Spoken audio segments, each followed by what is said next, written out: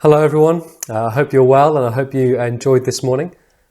I don't know about you, but every conversation I've had in the recent week has featured the same word, strange.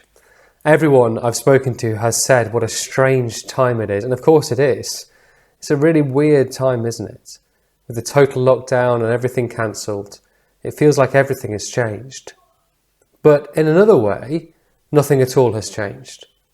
Jesus is still the Lord of this world, and so people still need to hear the same old story, and our job as a church is still the same as it ever was. Today I want to talk briefly about how we live as a church towards one another.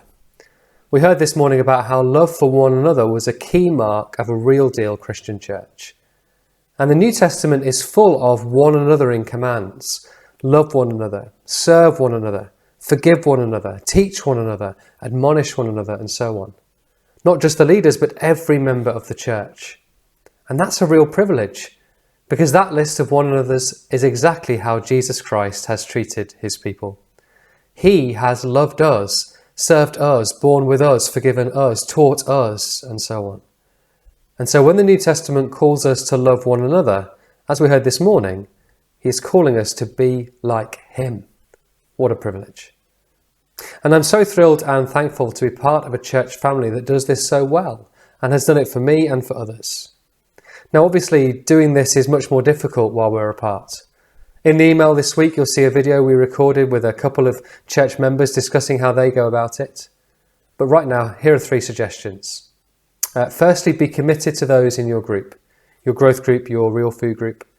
We want to be doing these one another's with everyone in our church, but we have to remember we're a relatively large church family and all of us are only human. Especially at this time when loving one another is harder anyway. Can I encourage you to take particular care for those in your group? That way you'll be able to focus on loving a few people really well and no one will slip through the net. If you're not in a group, let us know and we'll put you in one. Secondly, be deliberate.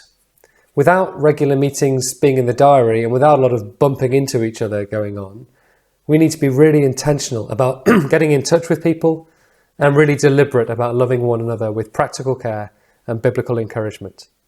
I know many in our church family are working with real creativity and imagination to encourage one another through social media and video conferencing and so on.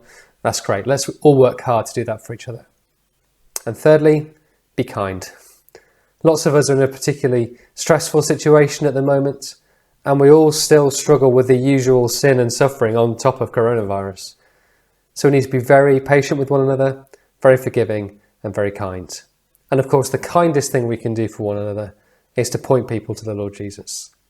So Morelands Church family, let's keep remembering the gospel of the Lord Jesus who loved us, and let's keep loving one another.